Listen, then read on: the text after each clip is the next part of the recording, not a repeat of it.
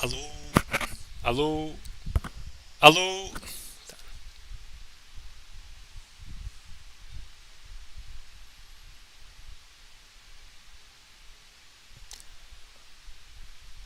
Alô? Oi, pessoal, bom dia. Tô aqui sintonizando no. Vamos ver, estamos começando aqui um live stream. Vamos ver, segundo aqui o meu painel aqui do OBS, eu tô ao vivo tanto no YouTube quanto no Twitch.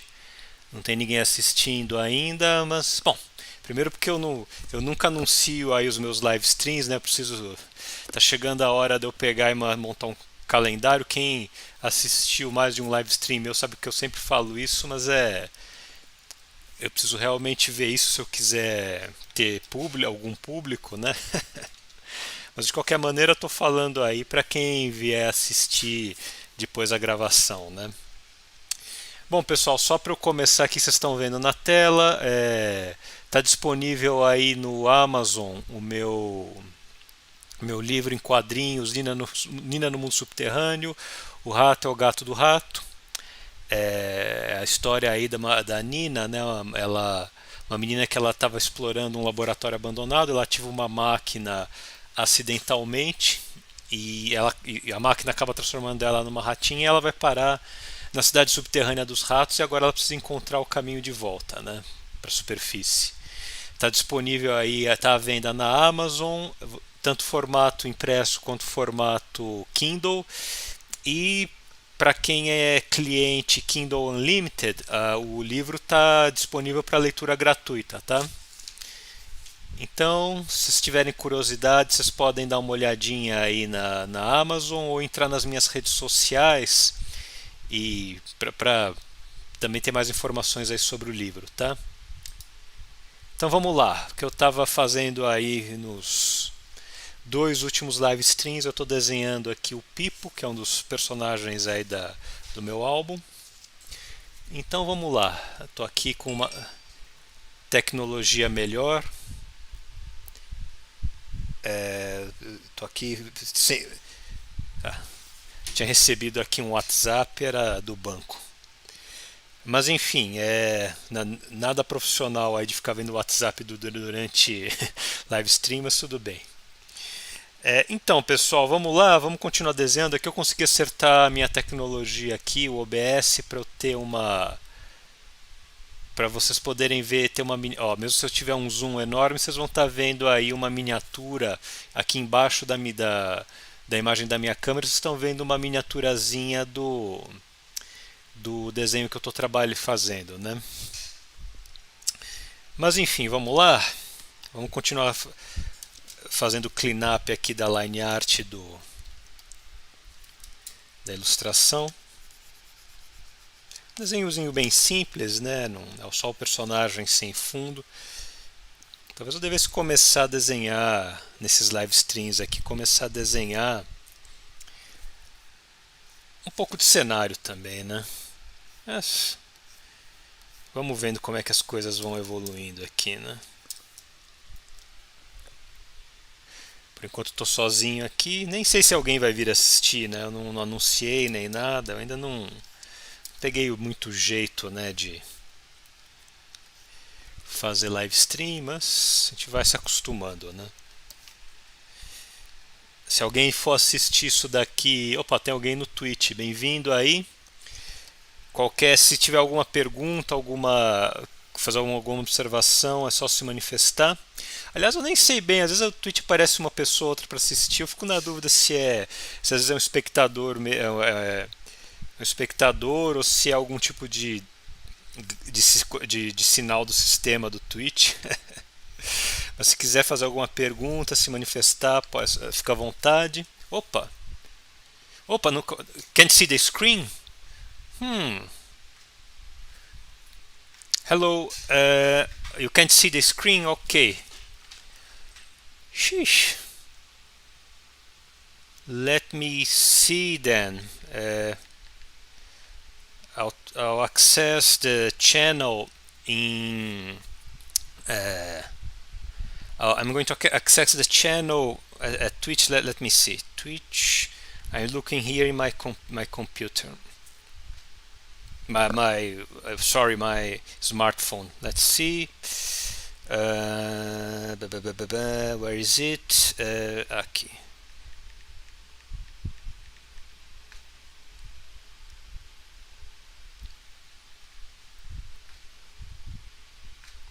Let's see. Opa.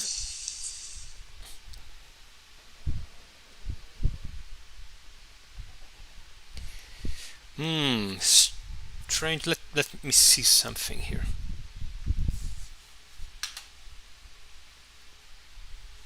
Let me see here. We're still in the.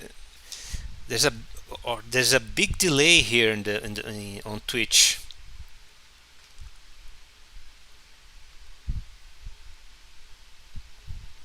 Let me see.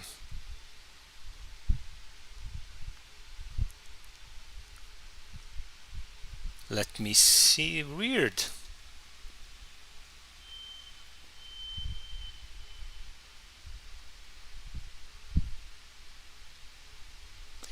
Maybe it's just a delay, but it's a big delay.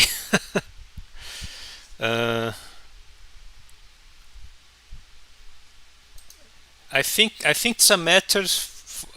Listen, it's I'm using a service called Restream. Probably it's creating a bigger delay than normal. Maybe that's what's the problem. I think eventually the transmission will catch up with the transmission. Let me see the sound.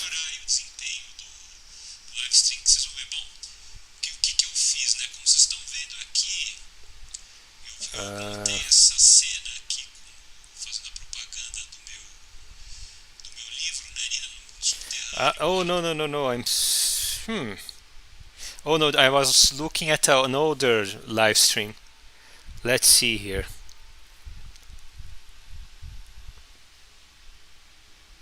Weird.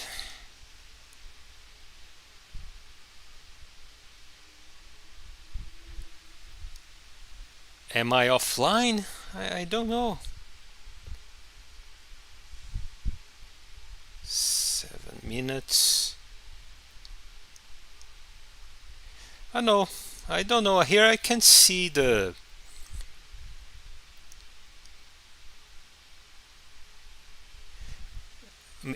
I don't know if I'm not sure if I'm online. I am not sure.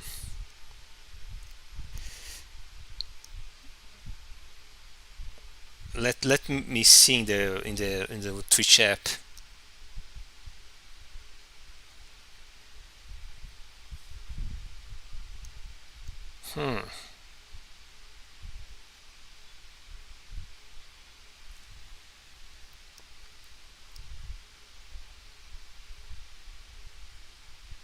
Well, I think well, if you still can't see the image, you tell me, Jumran. I'll keep drawing here. I think eventually the transmission will catch up with here with my work. Well, I'll speak in English. Since the first message here was in English. Well, as I was saying, well, I'm sorry for my accent. I have a very, very bad accent when I talk in English. But well, I'm here drawing my character, a character from my comic Nina in the Underworld. Unfortunately, in the moment, this comic is only available in Portuguese. I am working in a version in English, but I need time to not only translate it, but I have to re-letter the complete the album. So it will take a while for the for me to have a version in English available. Let me take a look at Twitch. I really have a hard time watching my own streams on Twitch on my cell phone. I don't know why. Well, let's keep going. Uh, I don't know. I'm using this tool Restream, but I really don't know if it's going to be viable. If I'm having trouble with problems with excessive delays, or problems with the if the screen is not the image from the screen is not being shared properly, I don't know. I might have to find other solutions. I don't. Maybe I'll even just stream to one platform at a time, Twitch and YouTube. Do one platform at a time. I don't know. But let's keep going. Just a warning. Every message in my chat, it appears the chat has a 15-second delay, if I'm not mistaken, because I'm using Restream. Restream is it's a simulcast service, and since I am I'm super cheap. I'm using the free version. So there's all sorts of disadvantages with it. But let's keep going.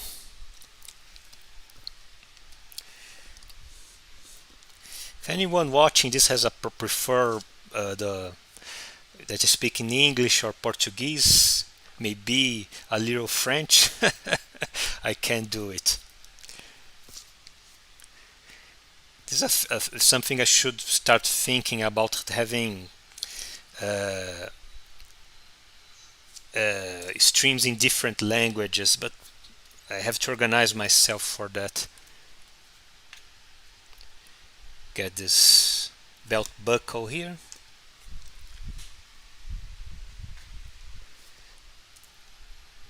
Do this. Oh, let's see again. Let me see something here. Okay.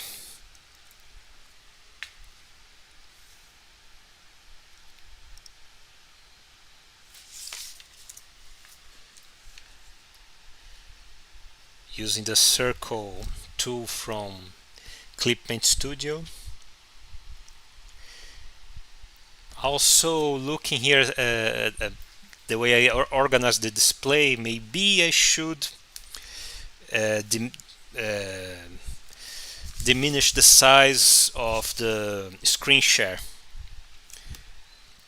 so you guys can see, so viewers can see the entire screen. Maybe you guys would have an interest to see the tools of the software I'm using. I'm using Clippaint Studio, formerly known as Manga Studio. Maybe you guys would like to see how the tools, the behavior of the tools, and etc. But I'll make these adjustments little by little. Opa. Okay. Ta-da. Okay. Let's go.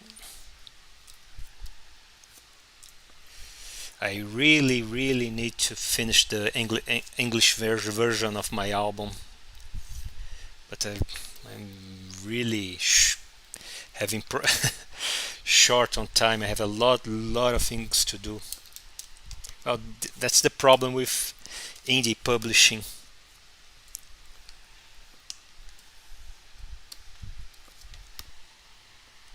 That's a thing. I was well. I'm speaking in English. I hope that's the best language for the occasion. If anyone prefers that I speak in Portuguese or French, my French is not so good, but I can try.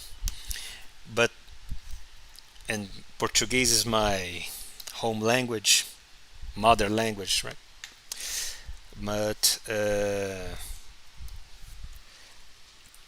if you guys prefer that I speak in another language, you warn me. Well, here we go. I don't know. I have to watch my older streams so I can. I need to increase the size of the brush here. Okay. Well, as I was saying, the problem with indie publishing is this lack of lack of consistency, right? Since there is much less money, sometimes no money at all, you can't keep up a schedule, you can't produce that much material, right? Because you have a day job, right? And you can't dedicate yourself full time for the operation, creative operation, editorial operation, right? Uh, Marketing, etc. I remember I wanted to buy I don't know if you guys know. It's a franchise actually. It's Sam and Max. This franchise, the most famous product from the Sam and Max Freelance Police is I think it's the full name. The most famous product of. I mean, I'm sorry for the accent. I know my accent is terrible, but uh, Sam and Max Freelance Police. Let me just to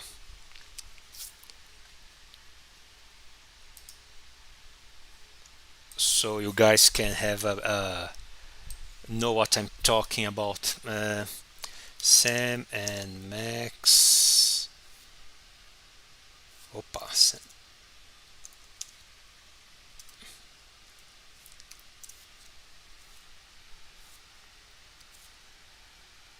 Here you go.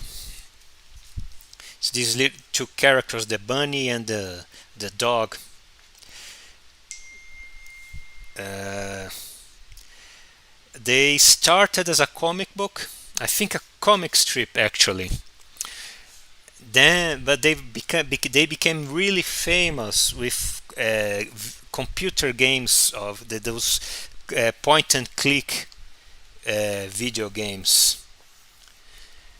And then in the I don't know if late 90s maybe, I think they got a cartoon series. And it's really anarchic humor. It's not a they kind of like kind of a kiddish something for little kids, but it's a really they kind of have a bit kind of raunchy jokes. They are freelance policemen, but they are super violent. It's not anything that a child can't watch, but it's really something made for slightly older audiences. I wouldn't say adults necessarily, but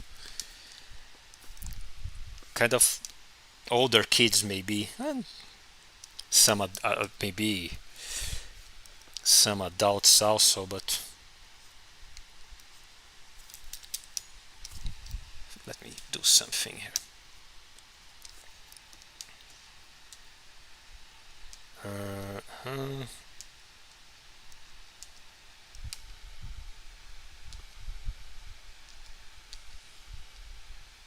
Okay.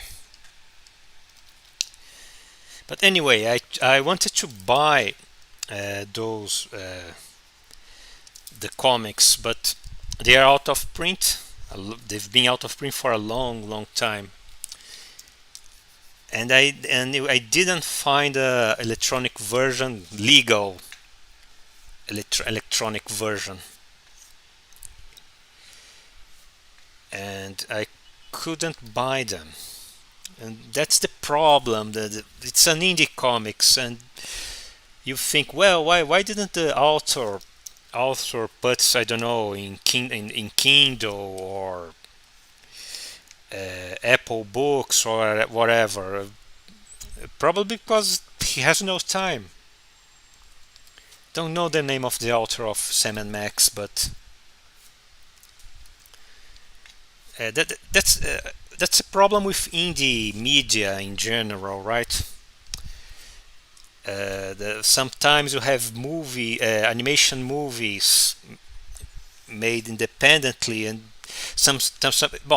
not nowadays everything is digital, right? But in the old days, well, now I feel old, but in the old days of film, it was not uncommon for the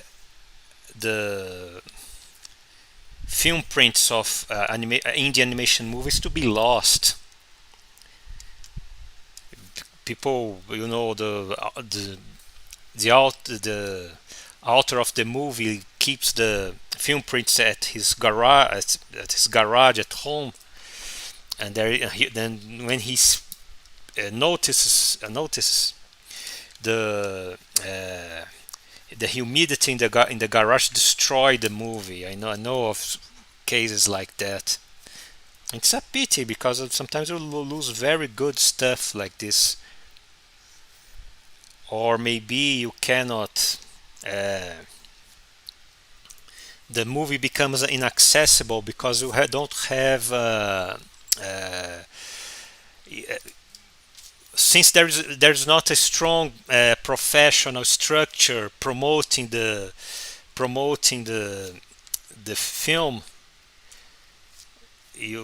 film it's not on TV, it's not on theaters, so it's not on streaming. So the movie ends up being gets lost. It becomes inaccessible. I remember there was a channel in late 2000, no, late 2000s, early 2000s, called Locomotion. You had that channel in Latin America. I don't know if you had that in the United States or other English speaking countries, but it was an interesting channel. It's like if it was cable TV, right? And it was from cable, and they focused on indie animation.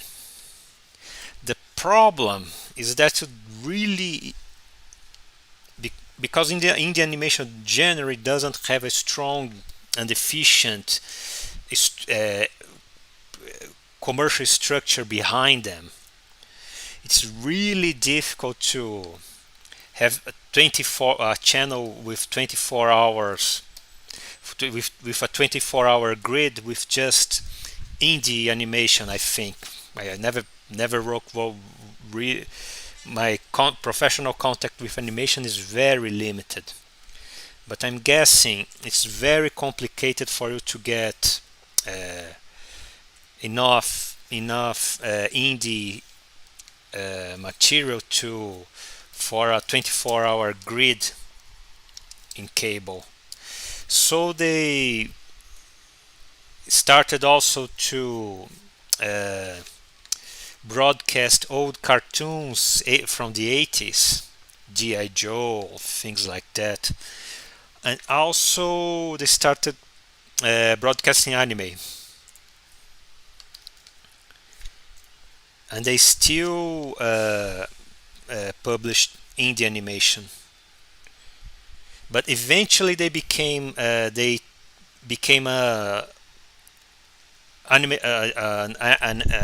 channel specializing in anime. They changed their name to Animax. Animax, I think, originally is a name for it was a channel, an Asian channel for anime. Asian, I mean countries other than Japan. And later on, they became a channel for live action series for teenagers and young adults. I think they changed their name again, but I don't. I lost at this point. I lost interest in the channel and didn't want to watch TV dramas for teenagers.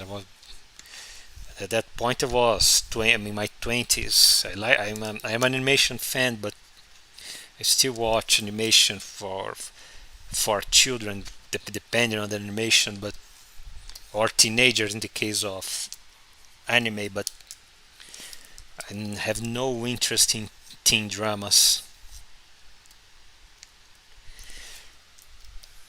It was kind of sad to lose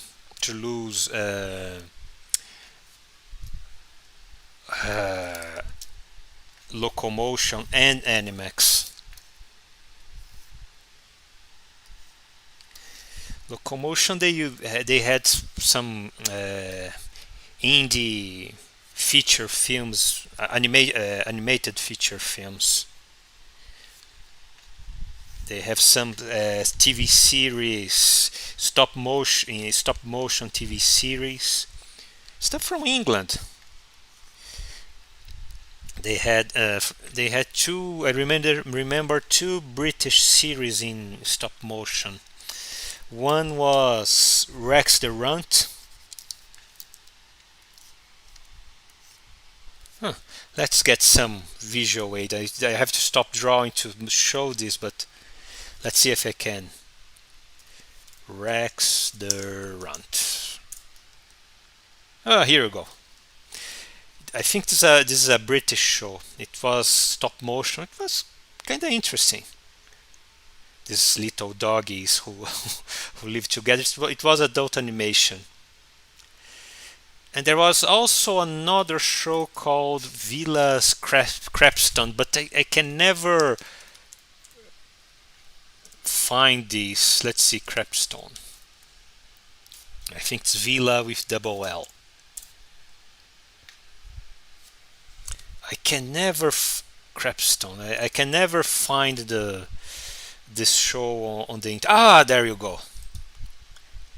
Sonic Boom Film Service. Crapstone Villas. Okay. Crapstone Villas. Here you go. This one was definitely an adult show. It was about people who live in a crappy tenant building in London. Drug addicts, single moms, people who people who need neither work or study. It had really raunchy humor, but frankly, it was really kind of cruel humor. They were just kind of laughing at miserable people. It was kind of mean spirited, frankly, but it got better.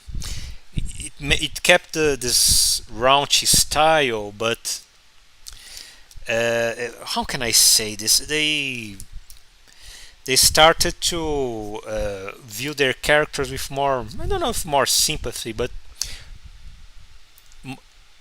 it seems they started to understand their characters more. They got more interest in their dramas. They were not just laughing at their misery, you know. It was kind of, and I wasn't such a fan of Crapstone Villas, but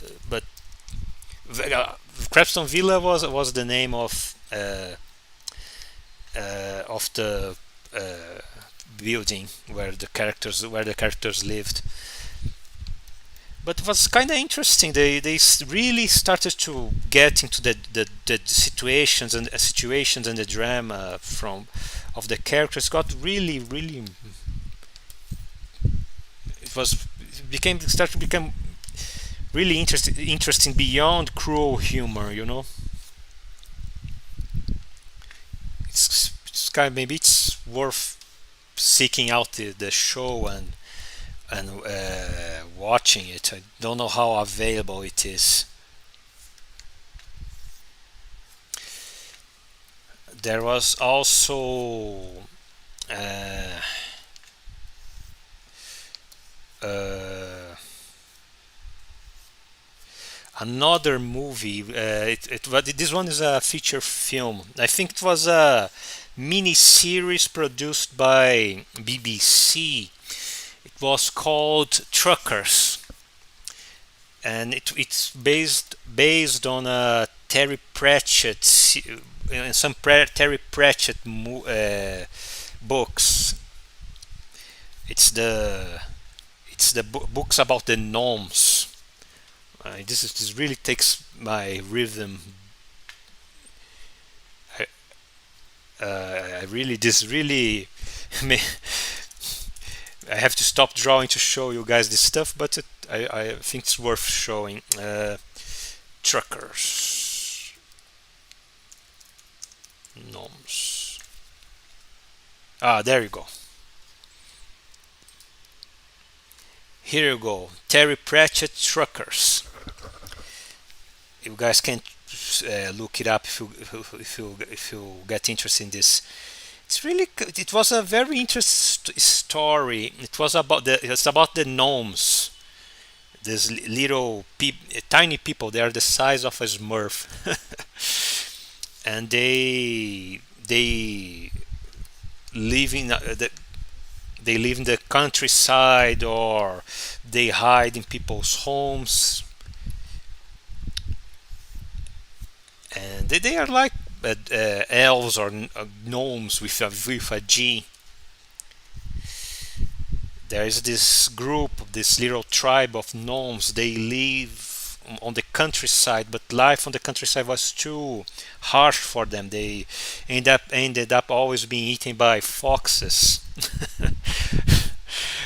So they decided to move and look for uh,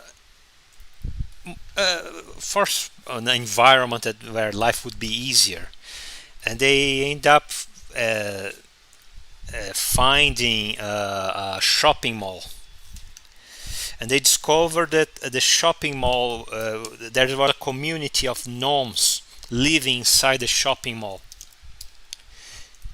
and they humans didn't know about them. The gnomes are afraid of humans. From their point of view, the humans were giants, and they hide from humans. And actually, it was not a shopping mall. I think it was a department store. Well, whatever. It was a big environment dedicated to commerce, right? And this community of gnomes from the store, they how can I say, they had a more advanced civilization than the gnomes we were seeing on the woods. Masklin was the name of the gnomes from the wood, the leader of the gnomes of the woods. Let me see here. You see in this image the gnome standing on the right here. This one. His name is Masklin, but they live like tribesmen, and the gnomes from the mall, from the store, they were basically in the Middle Ages. They were there were many of them, and they had kings, and they have different factions inside the mall, the store. They used some of the technology for sale on the store, and they had a religion. Here's the thing: this uh, uh, gnomes from the store, they'd been living for generations on the store. So, they've been living so long there that they had no more memory. Their society had lost the memory of life outside the store. They live like rats, infesting a human environment. They stole food. They lived in holes on the wall, in the walls, etc. And they completely lost memory, knowledge of the outside world, because everybody who knew the world, sorry, that's my accent, world outside the store, were long dead. So thought that the entire world was the store. And they even had a religion, and they thought that I don't remember the name of the store. It was the name of the founder of the store. Opa. And they thought that this person was a god. The gnomes from the store, they learned to read human language. The masklings, wood gnomes, they were illiterate, right? But but they started living with these store gnomes. But the problem was that the store gnomes suspected that the doomsday was coming. They were seeing signs in the environment that the end days was coming, and in fact, and they were right in a way, because the store was going to close, and the shop would be demolished. So they didn't. So they had to. The entire community had to leave their ancestral home, right? Terry Pratchett was a really sarcastic guy. It's the interesting thing about this story is to see how the gnomes, this kind of skewed and limited view these gnomes had of the environment. They didn't really understand humans. They didn't really understand the store. They had enough understanding to survive in this environment, but they didn't understand, for example, that the humans built the store. They didn't understand that their god was actually a human.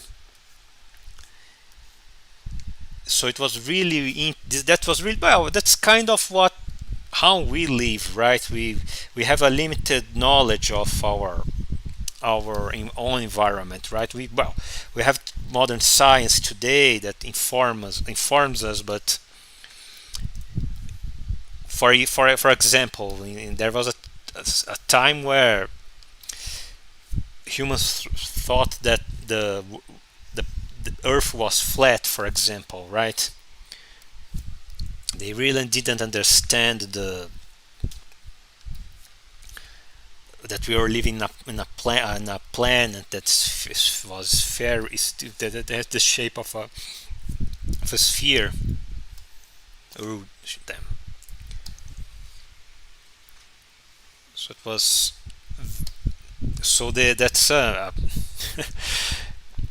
Terry Terry Pratchett made a parallel with this limited understanding of the gnomes regarding the human world that surrounded them.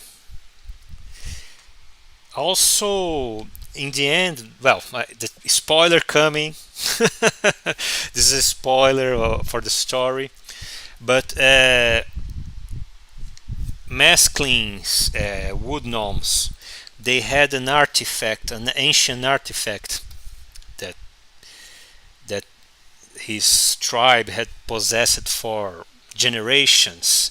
They called it the thing. I'm not really sure. Don't I watched this dubbed version of the series, so I don't know really the exact names of everything because there's been a lot of localization in the when they translated the show.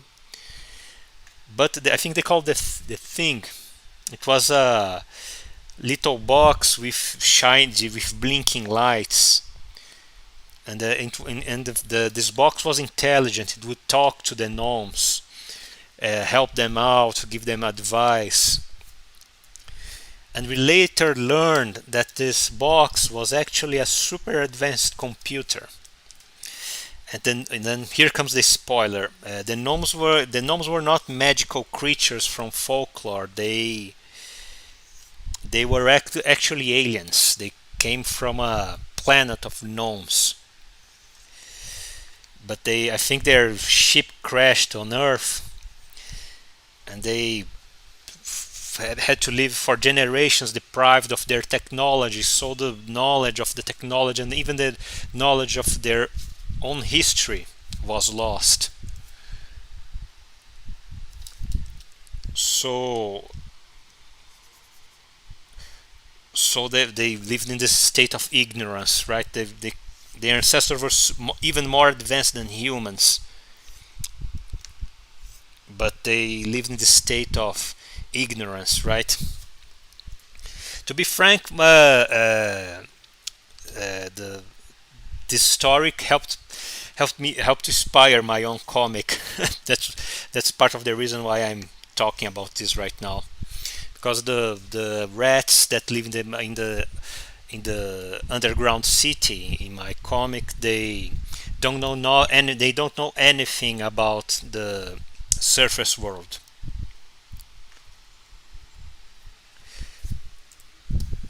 But anyway, so it's really, I really should seek out the books to read, see how the story ends, because as far as I know, the BBC series never got an ending. At least it never got to Brazil. I'm Brazilian, by the way.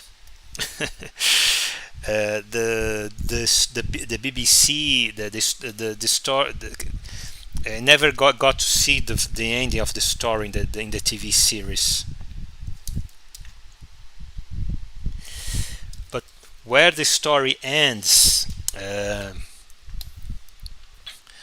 the Maskling, he takes the initiative when he learns about the signs of the impending end of the world. He takes he's very naive, he's Maskling, like all the other gnomes. He's very ignorant of the of the world, right? But he at least he has initiative. He's kind of naive, kind of insecure, but he's a survivor. The hard life in the woods shaped his character, and he was a survivor, and he had initiative to guarantee his survivor and the survivor of his family, his tribe, right? So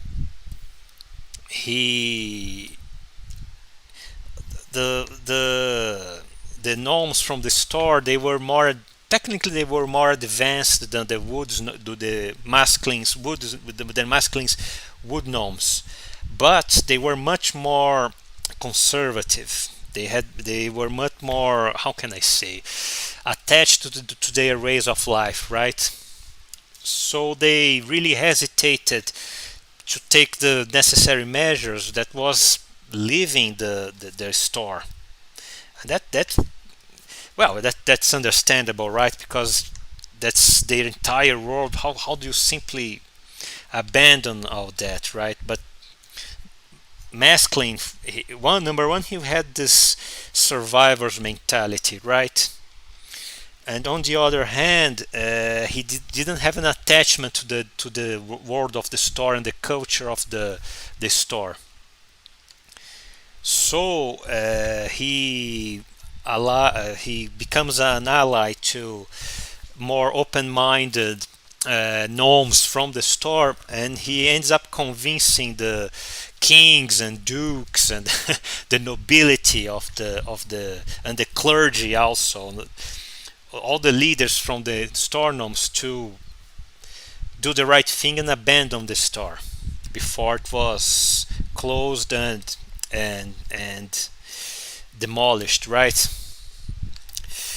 So, but there were thousands of gnomes leaving the store. How could they move uh, all of them, just make this massive migration from the store?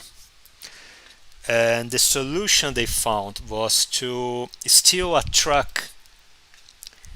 It was a really bold move because they tried to stay away from humans, and the truck was they knew it was a tool of humans, right?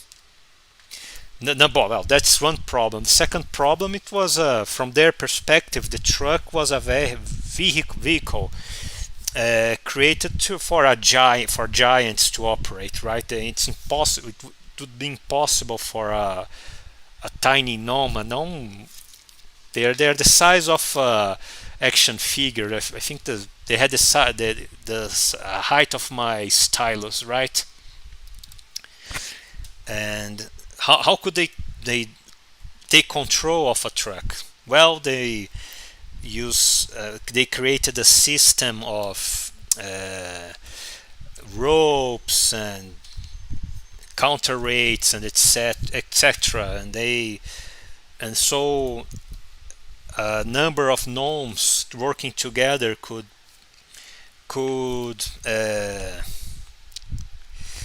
how can I say, drive the truck, right? So that's what they do. But beyond that, I don't know what happens. I don't know if the BBC produced more episodes. I don't know if they simply they didn't make to Brazil. I really don't know. But it's really, really worth seeking out the series. And I really should read the books. I should seek out the books. It's really, really interesting concept. Well, it's not it's I don't know when Terry Pratchett wrote that, because this notion of giving a scientific explanation for legendary creatures, the gnomes are not really fairy creatures, they are actually aliens. This is not a new idea, but then again, I don't know when Pratchett wrote that. Maybe he was one of the pioneers to come up with the idea. Who knows? But it was really, really interesting show. That's the kind of thing that you could find on Locomotion. But then again, but you see, that's the problem. You don't have much material, right? It's hard to. It's not really indie animation. BBC is the state state broadcaster from England, right? So it's not really indie, but it's the drama productions from BBC generally only have 8 episodes, 10 episodes. It's not enough to. Uh, it's nothing compared to a cartoon show, for example, from produced in the United States, that you have at least 24, 28 episodes per season. Things are changing with streaming, right? But at the time, I think it was 20, 28 episodes per season. In the 80s sometimes was more. You have to make lots of episodes for you to be able to broadcast your show on syndication. Thundercats, for example, the original series. I think I was rewatching some of the. I got some DVD boxes from the first and second season of the original Thundercats. I think it was 50, more than 50 episodes, maybe. I don't remember, but far more than 50 episodes. Just the first season. It's crazy. It's kind of amazing how they managed to produce so much. I think it was a really strain on the producers, right? To get a Netflix animated show that one season has 10 episodes. Well, Netflix has streaming generally has less shorter seasons, right? But still.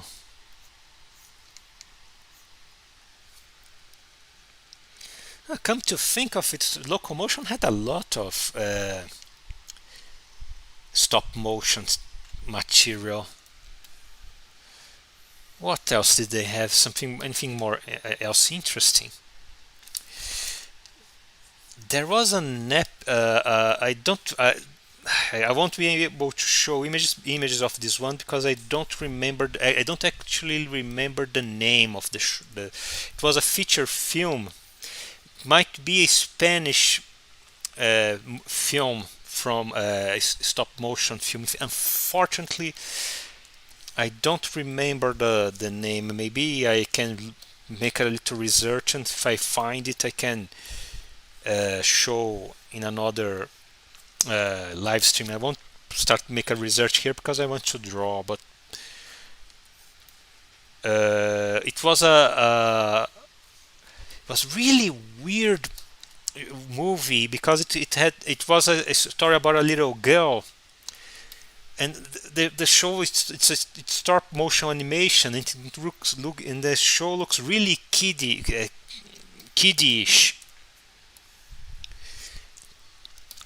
But it was a story. The girl she had paranormal powers, right? Psychokinesis. She could fly. She could move things with her mind. I think something like that. But she had a normal life. But someday aliens appear and they destroy her city. They disintegrate her. They killed her father with a laser gun, and he's reduced to bones. And it's super violent movie, and it's super and weird because the show. Let me see here. Okay.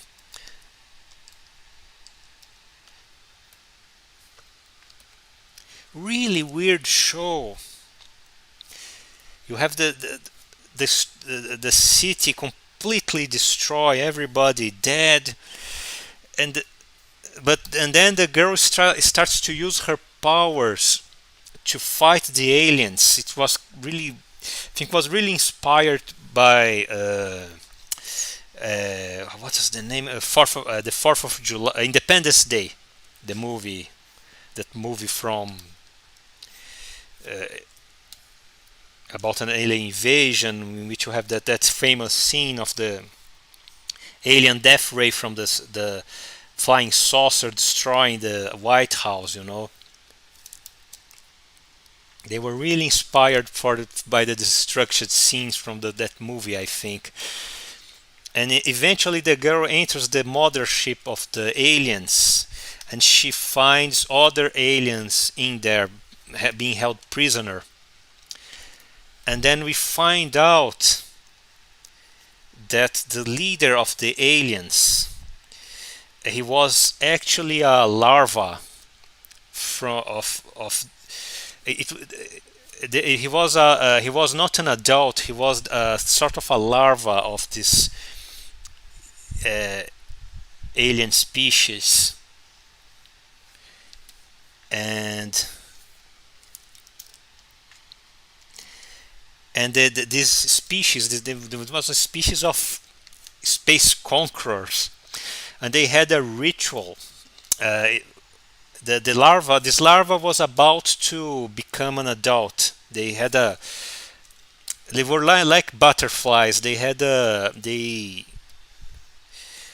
was a moment in that they went through a metamorphosis, and they turned into adults. They didn't slowly grew up into adulthood like humans, right?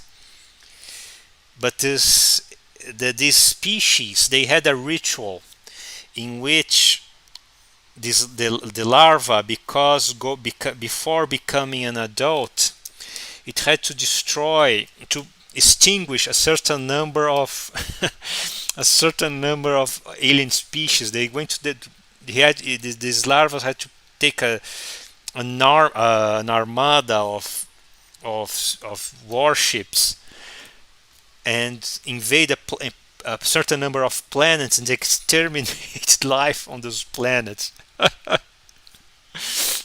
That's their ritual, for coming of age ritual.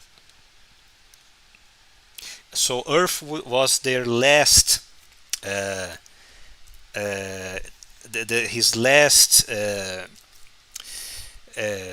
task before becoming an adult, and they exterminate all humans except for our heroine. And so, but these species, they when they reach adulthood, it seems I'm making this all up. It's not. I'm not making this up. It's a really real movie. But these species, and remember, this is all stop motion. Unfortunately, I don't remember the name. I think I can find this show if I research it on the internet, but it would take too much time, and I wouldn't be able to draw. But the species of these invaders, when they reach adulthood, when you have going back to the butterflies, a caterpillar becomes a butterfly. Every caterpillar of certain species become a specific type of butterfly, right? But that's not how it works for these alien species. When they become adults, they can choose their adult form. And this creature becomes so impressed with the power and the fighting spirit of the little girl that he decides to become a giant version of the girl. He becomes a clone of her, but giant. Then there's this big battle between her and the alien, and the alien is a giant version of her. I don't know. I don't know what those guys were thinking, and I don't know how they managed to get funding for this movie. And at least a 90-minute movie. It's feature film. It's not a short story. I wish I could show the some images of this. I'm going to research that and I'll show it in another how can I say, another live stream. It's sad that I can't show you guys because it's just me rambling about. It's an old man rambling about something he watched when he was younger, but it was really, really weird.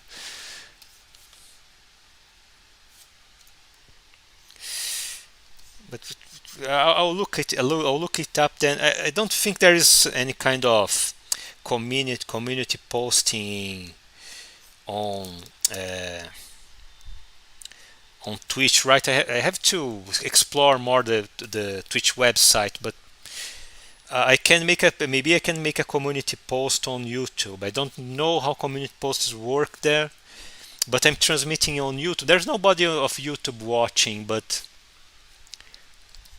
maybe I could post there the reference to this movie when I have time to make a research and find some images. Oh, damn it! Let me see how it's coming up. Hmm. Let me hang for. Oh, it's 40 past 11. Well, I can spend a little more time here. Let me reinforce the line art on his right arm.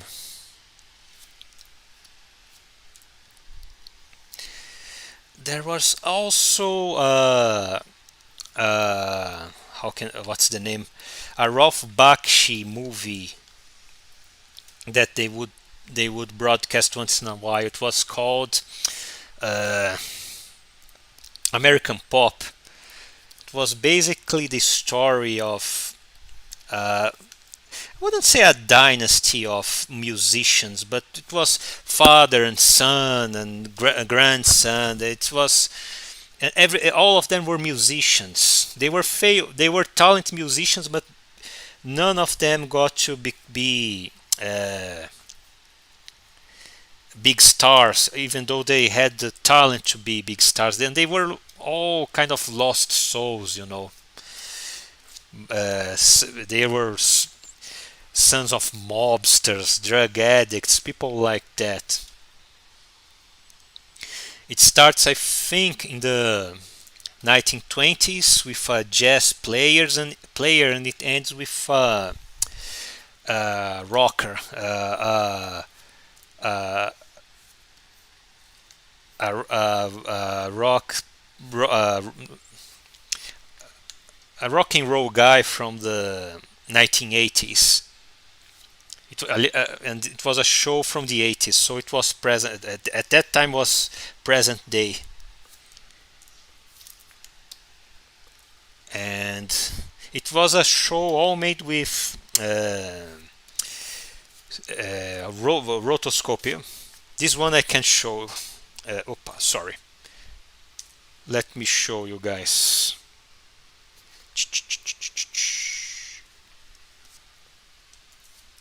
American Pop. Here we go. See, it's this show.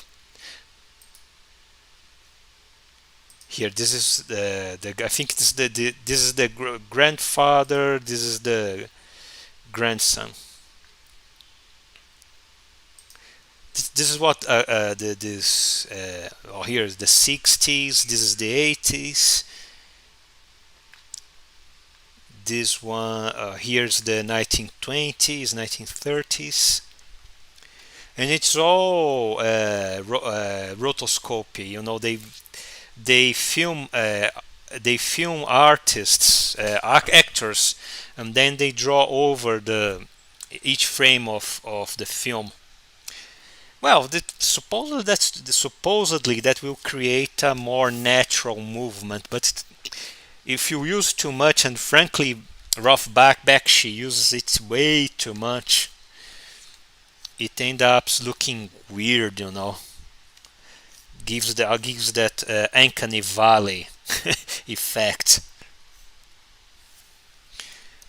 But Ralph Bakshi is a really weird person, but I'm not such a fan, but I have to admit I kind of respect him because he has an artistic vision, Ralph Bakshi, and he follows it. He really tries to uh, realize his artistic vision. So well, that's kind of admirable, really. But he really did a lot of really weird stuff. He made a Lord of the Rings animated movie, which is super weird. They used he made some effects with rotoscopic that really look off putting. But I have to watch this show again. I think I watched it when I was a child, but I'm not sure. I really should seek this movie up and watch it. I've been watching some snippets of it on YouTube, and also, and what else? Oh well, mainstream work of Ralph Bakshi. You have the Super Mouse, Mighty Mouse cartoon show from the 80s, I think. It was well, Mighty Mouse is a really old character. He's a parody of Superman, but he's a mouse. I think it's around since the 1940s. But there is this more modern show. There are there are a couple of shows of Mighty Mouse. There were older uh, movie shorts, and there's at least two TV shows from the 80s. One that is more traditional, and you have Ralph Bakshis, and Ralph Bakshis is really uses gross out humor. It's really kind of there are some disgusting things in the show. Nothing that a child couldn't handle, but it was really kind of gross out humor. There's a lot of spitting and showing mucus from the nose, and a lot of the characters were really grotesque looking. But I think, but that's some work, really mainstream work that Bakshi did. Bakshi was mainly an indie guy, right? Let me. I'm running out of time, but I think it's a good film. If you guys would like to see this Mighty Mouse, Rolf Bakshi. Here we go. It's this one really. Look, this is the another show. This is the more traditional show, but this is Rolf Bakshi's. And look, it's really kind of deformed. The characters look kind of idiotic, right? Look at this. Why Elvis Presley is a is a balloon. Look how he deforms the characters. Look at this. There's this villain. Villain is the cow, and his crest on the chest is counted. This is some of Bakshi's more mainstream work, and they will always also have this one, Cool World. Let's see. Here we go. You have Brad Pitt and Kim Basinger. This is Hollywood. No? It's this character here. She goes to the human world and becomes a human, and she becomes King Basinger. It's a really weird show. It's kind of interesting because you have this cartoonist, and he created this comic strip called Cool World, where these really goofy cartoon characters live, but it's very adult, it's again it's violent, it's kind of raunchy also, right? You see how the character of Hollywood is portrayed as very curvaceous and sexy, right? But you have this character. I don't remember the name of the actor. It's a really famous actor. He's a cartoonist. It's this guy. I don't. Let me find a photo of him. Maybe you guys will. Here you go. I don't remember his name, unfortunately, but he's a really famous actor, and he's a cartoonist, and he ended up killing his wife. Cheated on him, so he killed his wife's boyfriend, and he went to jail. And he created this world, the cool world in his comics.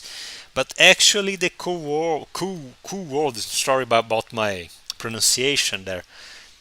But it's a real world. It's another dimension where cartoon characters live.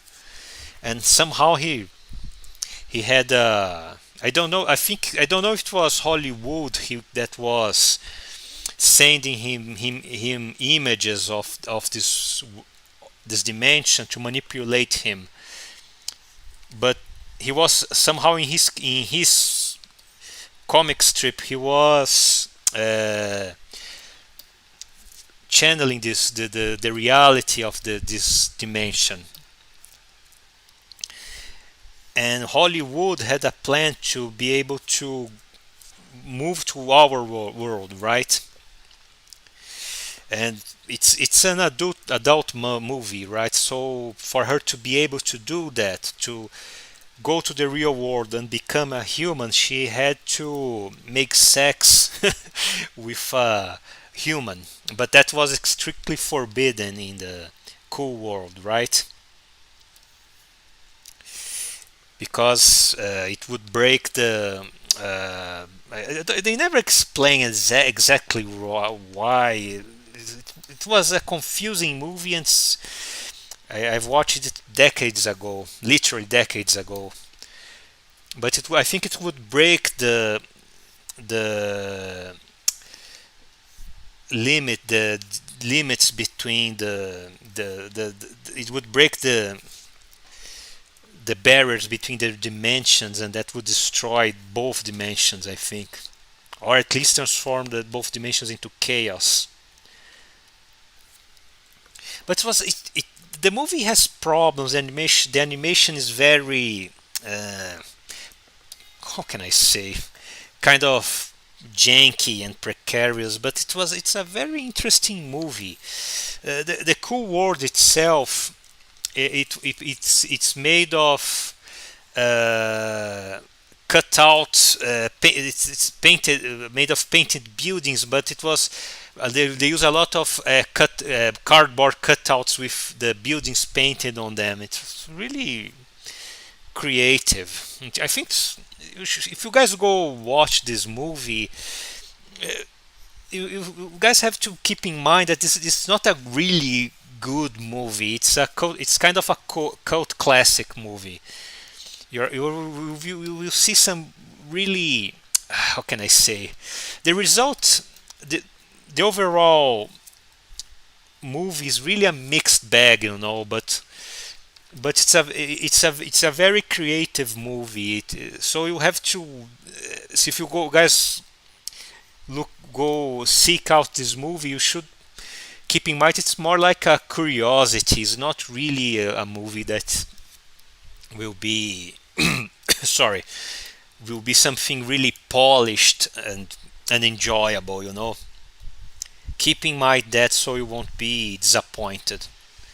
there is this type of movie that it's not exactly a good movies, but they are worth watching. It's not like also it's a so bad it's good movie. It's not that like The Room from what's the guy's name?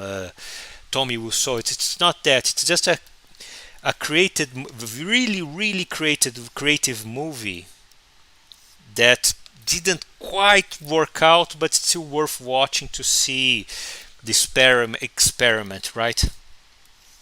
Also, you guys might have seen that there is a young uh, Brad Pitt on the poster, and Brad Pitt was a young man from the 50s, and he and he gets involved in a traffic accident, and his mother dies, but somehow he ends up he ended up in the cartoon dimension, the cool world, and he settles there. He becomes heartbroken with the hardship of the real world, and he real world, and he makes the cartoon dimension his new home, and he becomes a cop. He to use an American. He becomes his main job is to look after the separation of the human world and the cartoon world, so there wouldn't neither dimension would neither dimension would be fall into chaos because of because of uh, contamination of one reality contaminating the other, right? And he's the one that's trying to keep Hollywood from uh, realizing her ambitions and going to the human world. But anyway, it's an interesting movie. Not a good movie exactly, but it's an interesting movie. I think it's worth checking out. Well, what time is it? Hmm. One. I've been streaming for 1 hour and 20 minutes. I pretty much finished the uh, line art here. I I could start coloring this, but I'll have to finish before here where I am. Well, it's almost 12. It's almost midday. I have to wrap it up. So I'll color this next week. Okay. Well, I really have to establish a fixed time for these streams. I'll check out other art streamers. I'll see what's the best uh, time of the day to do this. I really I'm so busy nowadays. I'm really changing a lot of things, my profession, my daily routine. So it's hard to me to make any promises, but I've started to looking now that I think I have settled the technology. I'll start to see this thing of about the best time. Do this in a regular days, regular time.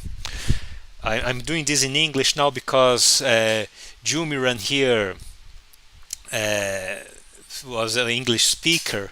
Maybe I'll have to see if I stream more than once per week. Then can make a Portuguese stream in Portuguese for Brazilians, and the Portuguese for Portugal also. Who knows? And maybe one stream for English speakers. I hope if a Brazilian go watch this won't be too confused, and I hope also that any English speaker can understand my terrible accent, but there you go. Uh, to finish up, let me see. Do I have something else to say about Ralph Bakshi? I think that's all. Oh well, I think Ralph. Let me show you guys the Bakshi's Lord of the Rings. Then I'll end here. Lord of the Rings, Ralph Bakshi. Here you go.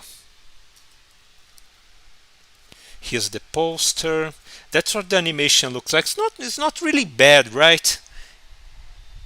It's really 70s. Look at this. All the hair of the hobbits look like the Beatles. But there are some really. Oh, this is Boromir. He's a Viking. Frodo and Gandalf. It doesn't look bad, right? Let me see. But they have some really weird things in which here's what Nazgul. They film live action actors and they make some they change the contrast in the image, and they paint some. You see, they paint red eyes on the horse and the rider. It's really weird the way they sometimes how they use the rotoscopy. Look, oh, this doesn't look bad, right? But if you see the Balrog, look up look, this looks kind of weird already. Look on YouTube, unscary Balrog. It's like scary but UN on the beginning. Unscary Balrog. It's super weird. It's worth thinking. Again, it's not really a good movie, Bakshi's Lord of the Rings, but it's worth taking. Oh, here the orcs. They look really weird. But it's worth taking a look. It's very Bakshi was no, he's still alive, thankfully, but he's a really creative guy. But the problem is sometimes he doesn't have much common sense, because he somehow has an idea, but he doesn't have the money or the resources to realize the idea, but he goes and does that anyway. That's his problem. Well, or also his maybe that's a virtue, I don't know. Oh, this is Legolas. Well, look this up on YouTube. Maybe then you guys can see if this is your cup of tea or not. Then you see if it's worth looking for the movie. I think you can find the movie on Amazon Prime. Okay, but that's it, guys. I'm going to finish up. Well, you have this is my graphic novel, Nina in the Underworld. I still don't have it in English. I'll have it. I'll be translating it. When I translate the album, it will be available on Kindle, and also I'll probably make a version in print on demand in Amazon. Okay, but I have to find time for that. But I'll do that. I'll definitely do that. Well, thank you for every English speaker who watched this. I'm going to speak in Portuguese now to thank the Portuguese speakers who will watch this. Bom, pessoal, falando em português agora, muito obrigado aí para quem assistir isso daqui, tanto na versão ao vivo quanto a versão gravada, tá? Bom, lembrando aqui do meu livro em quadrinhos, Nina no mundo subterrâneo, o rato é o gato do rato, tá?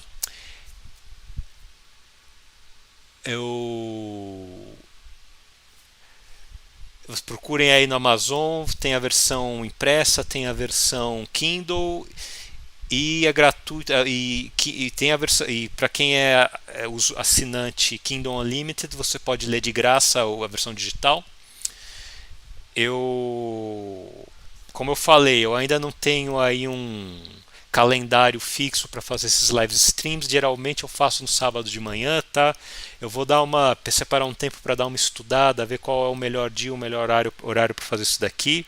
Desculpa aí se eu confundi alguém aí de eu estar falando inglês o stream inteiro, mas que teve aqui um espectador aí que fala inglês, então eu decidi aí fazer o stream em inglês, tá? Talvez eu veja aí de fazer alguns live stream em inglês, alguns live stream em português em horários diferentes, mas eu preciso me organizar, tá? Mas enfim, eu agradeço aí para todo mundo que estava assistindo, tá? E vou encerrar. Muito obrigado, pessoal, e até a próxima.